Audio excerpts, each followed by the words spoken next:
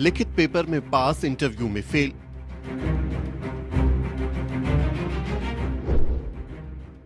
जज बनते बनते रह गए बहुजन बेटी बेटियां। ये हैं आदिवासी कैंडिडेट महिमा देवड़ा। महिमा को अगर इंटरव्यू में सिर्फ 1.5 नंबर और मिल जाता तो ये मध्य प्रदेश में सिविल जज बन जाती। और ये हैं राहुल अहिरवार। अगर इन्हें इंटरव्यू में सिर्फ आधा नंबर और मिल जाता तो ये भी मध्य प्रदेश में सिविल जज बन जाते। महिमा और राहुल जैसे सैकड़ों SC/ST कैंडिडेट्स जज बनने के अपने सपने के साथ ही रह गए।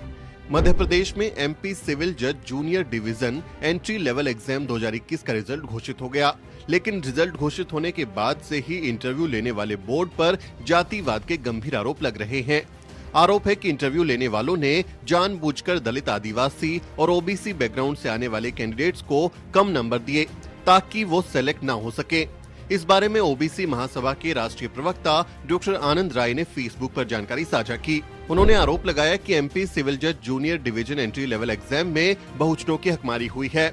डॉक्टर आनंद राय ने महिमा देवड़ा की तस्वीर और रिजल्ट साझा करते हुए लिखा, ये बहन बाजना जिला रतलाम की हैं। पिछले 7-8 साल से तैयारी कर रही हैं। आदिवासी वर्ग से सिविल जज एस्पिरेंट महिमा हैं। थ्योरी में 180 मार्क्स चाहिए थे, इनके 192 हैं। इंटरव्यू में भी 20 नंबर चाहिए थे, इन्हें सिर्फ 18.5 नंबर ही मिले। चयन से वंचित रह गई। कुल 114 पद स्वीकृत किए गए थे, लेकिन सिर्फ 5 लोगों ने क्वालिफाई किया।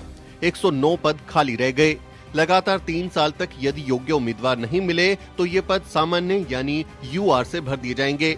ST के लिए न्यूनतम मार्क्स का क्राइटेरिया 45% है। इस हिसाब से 450 में से 210 मार्क्स में चयन हो जाना चाहिए था, लेकिन इंटरव्यू में अलग से 50 में से 20 लाना अनिवार्य था, इसलिए महिमा चयन से वंचित रह गई। रास्ता ये है कि प्रतिशत परसेंटेज के बजाय परसेंटाइल निकाले जाएं और नए सिरे से मेरिट बनाई जाए।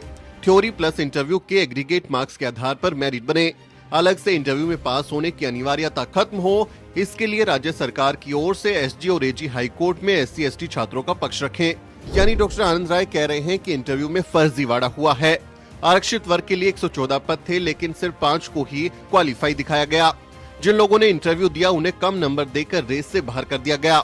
डॉक्टर राय का कहना है कि इसी तरह से 3 साल तक इन आरक्षित पदों को नॉट फाउंड सूटेबल कहकर खाली छोड़ा जाता रहेगा और फिर इन्हें अनारक्षित कहकर सवर्णों को दे दिया जाएगा।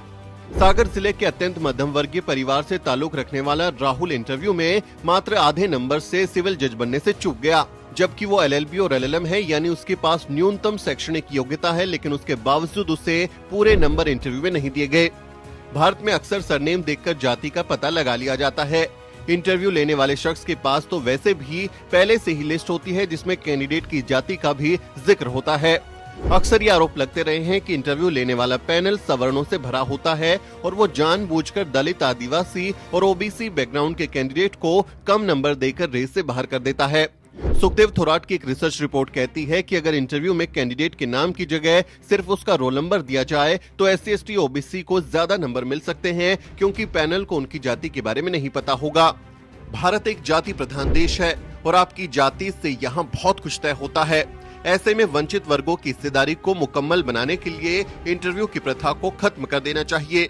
जब लिखित परीक्षा में वंचित वर्गों के छात्र पास हो रहे हैं तो फिर एक ही पैटर्न में वो इंटरव्यू में कैसे फेल हो जाते हैं?